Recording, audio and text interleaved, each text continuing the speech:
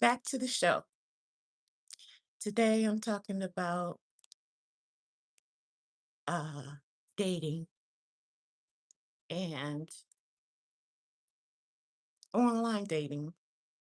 The first meetup, the major questions to ask, why the first meetup tells a person everything they needs to know, if they what category they're gonna put you in if they decide to continue on seeing you, and if they take you seriously or not, whether they tell you that or not. um if they decide in their head then and there if they're going to see you again, and it only takes about 10 minutes for someone who is skilled in people, who have an eye for knowing exactly what they want and what they don't want, or what they will manage to put in their schedule sometimes as a filler, because you have potential but you just not quite what they're looking for or whatever. So I'm going to tell you guys today from uh, the inside the mind of an empath, someone who's have very strong discernment, things that stand out to me in dating, or stand out to me in people, that as a mother as well, things that a mother would look at, and a woman who is dating or would date. I'm not dating right now, but I'm saying who, if I was dating. um, and also being the woman who had not met the criteria in the past, or has met the standards in the past, and from every point of view that I know as an experienced woman. So I'm going to start off with the meet and greet. The reason I'm starting off with this, and the reason why I'm going into this title, is because I saw this lady online, and she had went all the way to Miami to meet somebody. She was at the airport, beautiful woman, and she's at the airport. She got all this luggage, and the guy not answering the phone, and she's stuck because she let him plan her. She said she didn't even have a rental. She didn't have nowhere to stay. He was planning that. He was planning to pick her up from the airport. She didn't have no backup plan. She had put all her faith and trust into a stranger that she met online. And so, what this tells me about her, and what it probably tells him about her, is that she is not a high value woman. He was probably there at the airport, and he probably saw all the luggage she had brought, as if she was going to live somewhere when she was making a visit. He probably saw that she was not dressed appropriate to be in an airplane in comfortable clothes. Where when she met him, that it would be appropriate in an airport, you know. He probably was looking at the fact that she didn't ask him enough questions, as far as, well, if he wasn't able to get there, where is a good rental place to, just to show him that she also had intentions of coming anyway. It wasn't just about him. She has a life of her own. She wasn't trying to jump into his life if things didn't work out. It was just like sort of a push on him, to where if things didn't work out, there's no coffee shop, there's no break, there's no, okay, well, nice meeting you. Hopefully, I'll talk to you soon. No, there's all this luggage that he got in his car now. Now there is, okay, man, she don't really look like she look online. Hmm. Now there's wow, she's just real provocative to just be doing a meetup, you know. Imagine she doing all this and we just met online and no telling who she was talking to on the plane because he has already put her in a category of um not a high value woman. A high value woman is not gonna put herself in that type of situation. And she might become a high value woman because of that situation. And sometimes situations come to make us better people. But as it stands, she had no business being in that situation as a grown woman. And um, you know, I don't want her put her completely to shame because we've all done silly things where dating is concerned. And that's how we learn our lessons. And that's how we get it in us real good. When we learn a lesson that we ain't heard from somebody else and we find out for ourselves, we get it in us good. It be so in our soul. Believe me, I have played a stupid fool many times, just in different situations. Believe me, where people probably been looking like, "Look at this fool! I can't believe she." It's a million situations. I can't think of them all. And growing, that's part growing, and she won't do that again. So, I'm fine. I'm sure that she had found her way through that, and I'm sure that it may have turned out to be a good experience for her, and I hope that's that she decided to stay and see the sights while she was there, get a room, and, just do her. Have some time to herself, make that some vacation time, you know? Unscheduled vacation time is always the best, chef's kiss on that. Um, the first meet and greet, I think, should always be like, um, when I was younger, I would like to go to a movie and dinner. Uh, because usually the movie sort of breaks up the breaks the ice just to see if you're with a touchy type of person, just to see if they're going to offer popcorn and such, or if it's Dutch and you're going to pay for whatever you get, just to see if they sort of hold your hand or and lead you, or just to sort of see things that would naturally fall in place without any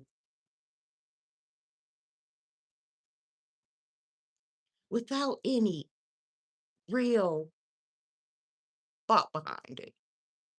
It don't feel forced because you're not like sitting across the table from somebody trying to eat or trying to talk while you eat or having cocktails and getting looser while you're talking. This is a situation where uh you're sober minded, you are just in a situation where it's dark room. You want to see what type of moves they're going to make. Are they going to just put their arm around you, or they're just going to put popcorn between y'all and y'all both get out the popcorn? Or if he's real sensitive, like, no, I'm gonna get you a jug, I'm gonna get me a jug. um if he washes hands before y'all go in, if you wash your hands, if he decides to sit close, so it don't matter that people are watching y'all while y'all watching a movie, or if he wants to sit all the way to the back so he can, see if he can what he can get away with and with no eyes on him, or just to have more romantic, intimate time. And if he ordered the seats before time, if it's the type of theater that you need the seats before time, um, if you want to go to the bad neighborhood where cheaper tickets, or the nicer neighborhood where there's plush seating, if he wanted to wait to take you out so that he could afford to take you out, or if it's just kind of well, I had got these tickets. You want to go? Um, it's so much you can tell about a person when it's not forced, when it's just a natural flow of things. And it's so easy to tell going to a movie theater. But now I prefer to not have all that type of time with somebody if I'm not feeling them. So I would prefer to go to somewhere where there's not alcoholic beverages personally if I was deciding myself, but I am willing um, you know, um, to sort of what's that called? Compromise. But if I had the choice, I would say let's meet up at Starbucks, or let's meet up at somewhere where you can get coffee, tea, and just sort of talk sober minded, chill, not real dressy, just to see what type of clothes they wear, um, when it's dressy casual type, to see if they got that certain eye, or if they're gonna come in gym shorts and a jersey, or if they're gonna come overly dressed, just to sort of get that. And then also, just to sort of see how they talk to you, if they're in their phone a lot, um, if their phone's constantly ringing. And with a guy, he if she have a small child or whatever, he would want to see if she keeps her phone on, but she's not all in it. But she keeps it on because anytime an emergency come up, a mother gotta have her phone on her and on. And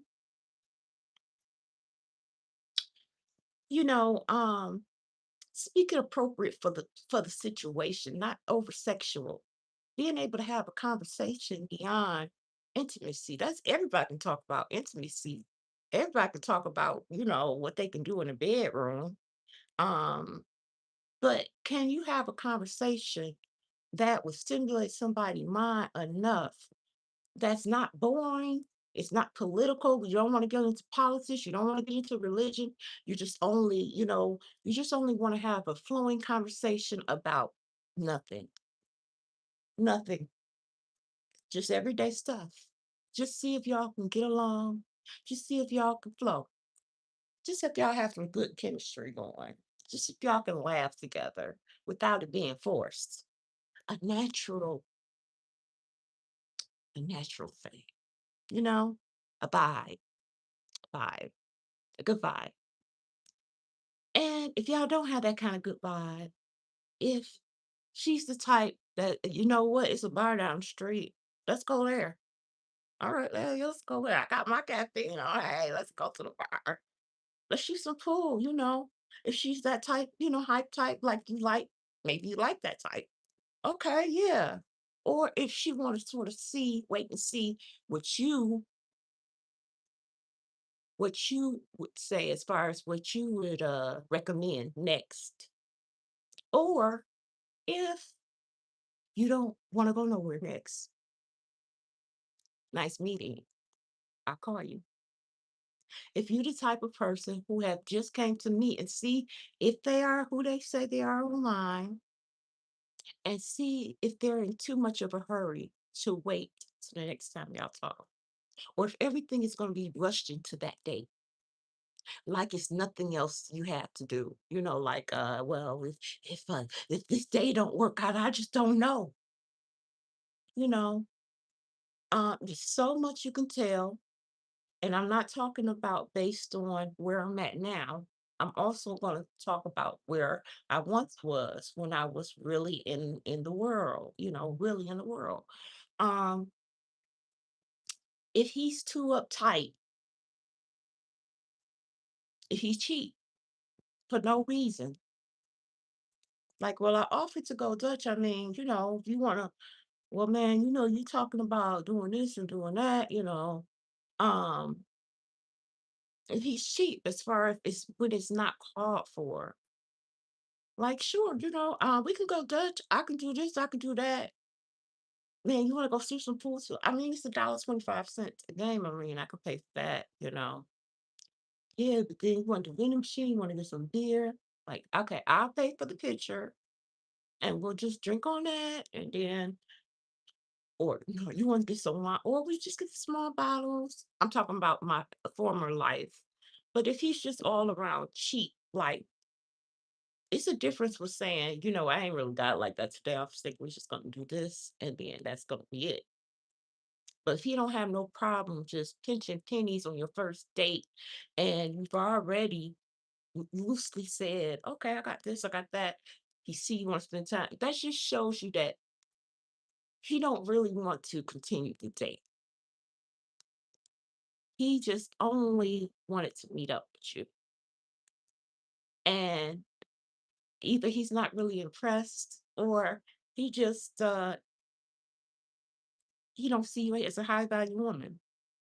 Because somebody who's saying it like that, as opposed to saying, well, I thought we was just gonna hang out for a minute. They're not gonna be bringing up money like that. I really had other plans today.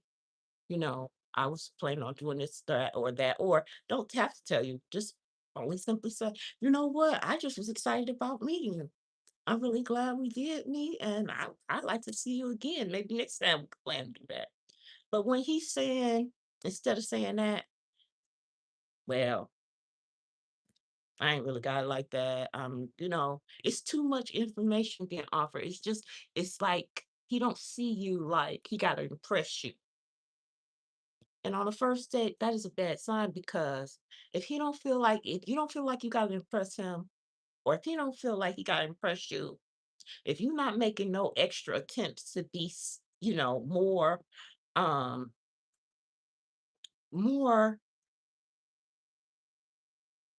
than your everyday, to give a little bit more, just to show, you know, present your best self, put your best foot forward. It's not being fake, it's just putting your best foot forward. You ain't gonna go to an interview like, hey, what's up?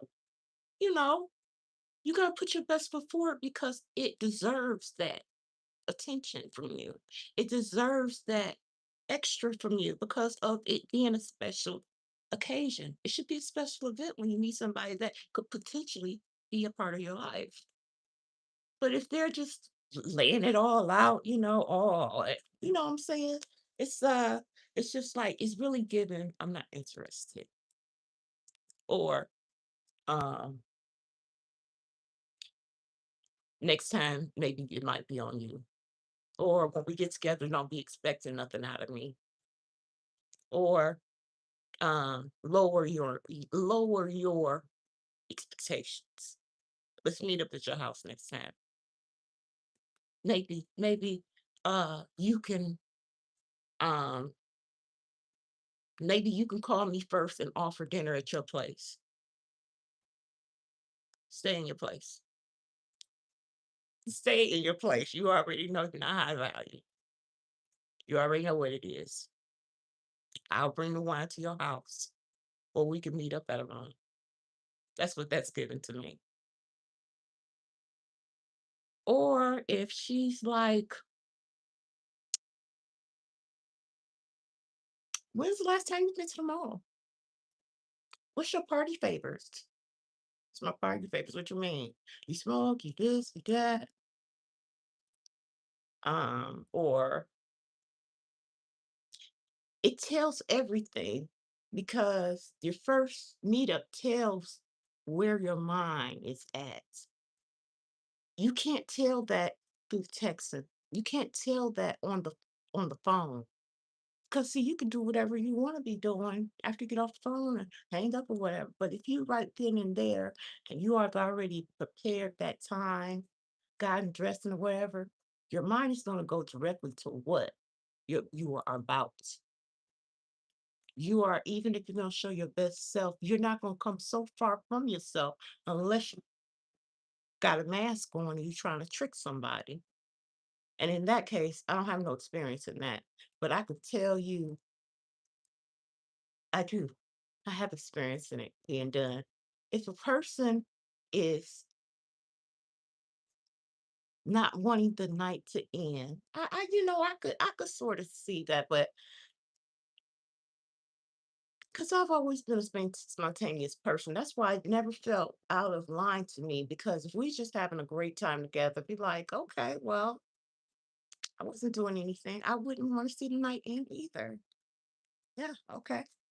But they on they had behalf might be like trying to push everything into overstimulating your mind, not getting enough sleep to see clearly, maybe over drinking, where you get out of character when you go in excess and you start feeling too loose in that time, trying to find out more about you than should be discussed on the first date. There should be some intrigue left.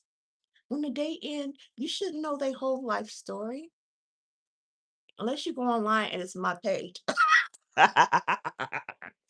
Be like, okay, Trini, is it? I wonder if you got any daddy issues. Ah, we all got to take different paths. So anyway, um, but you shouldn't. He shouldn't be trying to pull everything out of you in your first date. And in these times, if a person is really interested in you, they probably have sort of went through your profiles online just to sort of see even far back if you was, into um WAP and all that. Like, man, in 20, you was on what was you on in 2023? Or you see back in the day you got on there about tarot reading and love spells and stuff. Like, wait a minute, what's going on with you? You know, they have done some research on you in these times if they're truly interested in you beyond just texting back and forth. You can tell a lot about a person texting back and forth, but if they don't go that extra mile to sort of see before they meet up with you, that tells a lot about them too. It really tells a lot about them to me, but I'm older now, so I really wanted to go now over some questions that I probably would ask to get my number in the first place, my phone number, which is a really big deal because nobody has my phone number. Um, some things that would be important to me to get to the phone number beyond the inboxing, because everybody have access to your inbox if you have that part of it turned on. And if you read your inboxes, I never read none of my inboxes. I just, because I'm not interested in dating. So women or men, I don't read them no more because unless it's like something linked to one of my posts about God or something, which I haven't been getting. So, but since I've been going live here, I haven't been getting those. But um, some questions that would be important to me would be one, do you have any children? That would be like one of the very most important. And if they do, because most of us do, that's adults. And if you do, how old are they?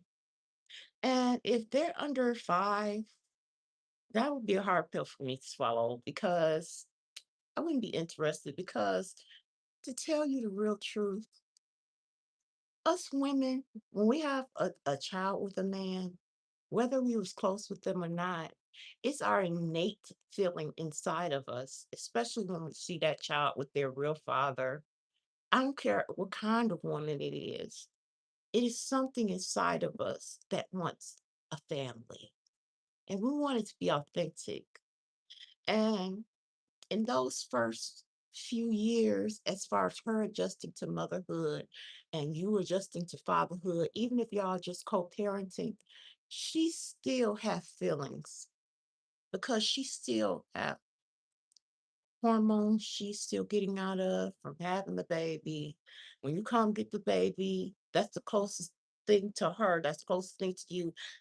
She has to see the baby is looking like you and her, so it's y'all creation. So it's something inside of us that's like we really want to be with the father. And even if we have to settle for it just being a sexual relationship sometimes, which is usually what happens in the first 5 years. If he's like, no, I'm dating somebody else and be like, she might leave that door opening of hope and he might play on that. Like he still see a future, but he's still not interested in it being exclusive. She might deal with it, we might deal with something like that because we already know we're not trying to see ourselves with nobody else. So, at that point, for me, that's how I felt with my children's fathers, because I wanted my children to be raised by their father. And I don't think there's nothing wrong with that. And that's our initial feeling. And we still getting over if we had a relationship with the father, we're still getting over the relationship too. That's very close in time, especially the first 3 years. You got the new going to school, you got all the stuff with the doctor's appointments, you got different things you're going to be calling father for. He is going to need to be there. And you don't want to be the person on the other side of that, because you can't tell that man not to go see about his child. Like you can't do that. It's not fair. It's not right. And he's gonna have to see her. And if she don't want you around her child, she got every right to feel like that. Cause she don't know you. She not trying to get to know you. And that's not unfair. Especially how he brought you in. So somebody who got a child, small child, I would not be interested. I don't care how much I like them, I'm attracted to them or whatever. I'd be like, that must be lust because, I'm not trying to enter a situation. I'm too old to getting into new situations or disrupting families and all that stuff. That's for the birds. Um, Also, I would be asking who they live with. Cut. Are you married? That's the first question. Are you married? I don't want to hear no. Well, I'm married, but we separated by sleep on the couch. I don't want to hear none of that. I don't want to hear none of that. Just to answer the question, are you married? So if I'm not trying to see no married man because of my religious position, I'm not trying to be with no married man. Um, I can see if y'all been separated for a long time, you don't even know where she is. Y'all don't talk at all. You need to find her even to get a divorce. I can see that. I can see dating somebody like that, but I'm not talking about somebody who separated, living together. Y'all just got separated. You just staying in a hotel. You just trying to get out your situation and all that. There's too much room for y'all to make up. It's too much room for triangulation. I've been there, done that, wrote a book about it. I'm not getting triangulated no more. I'm not getting compared to nobody no more. Well, sometimes it's gonna be some comparisons, but I'm saying I'm not gonna be in a situation getting compared that I put myself in. No, mm, pineapples. Mm-mm. Um, I think it's also important to ask, you know, um, who do you stay with? If they're just, just getting their life back together, they had a divorce, or they're staying in a hotel room because they like all they men for some reason. To me, if you get you a good man and he don't really know how to um do all the going down there, get the bill situated in your name, get this in your name, then getting everything. So, men ain't really on that business tip like as women are. I got the cable bill, I got the light bill, I got everything in my name, the uh go down there to get different things, get the equipment for the cable and all that. So if they be like, "I'm living in a hotel," I like that everything is in one package. I like that it's, the electric is included, this is included, I ain't gotta worry about nothing, cable's included. I just pay one fee and I eat out, you know, I eat at restaurants, dine out. And, um, that's how I live. Like, "Okay, cool." Or like, staying with, my mother right now. I'm helping her out. She's helping me out, and we have an arrangement, and I think that's beautiful. I think that's beautiful because why not it be your mother of all people to help out, you know? And she helping you out, y'all working together, you making her runs for her, different stuff like that. I could dig that. Um, I'm saving my money right now. I'm staying in the back of my truck. He drives a big rig or something, and he got a, guys don't need a lot to live. I'm standing in the back of my truck. I'm not talking about a SUV. um, though living in a car these days is not no bad deal. I'm thinking sort of admirable because it gives you a different life experience. It gives you I really love somebody who's able to survive. Survival skills to me are so sexy and hot. To be able to survive, I am big on survival. Um, I'm a survivor. I know how to make a fire in the woods. I am a survivor. I know how to, if I had to live in the woods for a minute, I know how to survive out there. I'm a survivor. I've been in a lot of situations where I've had to be a survivor. And I think it's really cool if a man knows how to survive, to make it off the grid, to live in the country, to make his own garden, um to